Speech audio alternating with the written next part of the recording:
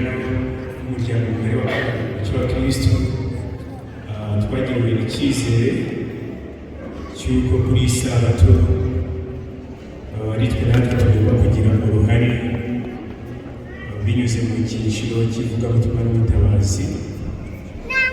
Ntabwo twanze kwitabira ubutumire baduhaye, niyo mpamvu umuco wa Kristo. Ibi ngibi ni ibikorwa by'ivugabutumwa ashyigikiye nk'uko bisanzwe.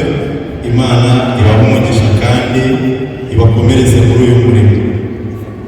Ubutabazi butaha rero ni ubutabazi abana bacu bazaba baje mu biruhuko. Twifuza ko buzakorwa n'abakuru b'itorero n'abafasha babo ndetse badasize n'abana babo. Ubwo butabazi ni iryo tsinda rizaba ribuyoboye.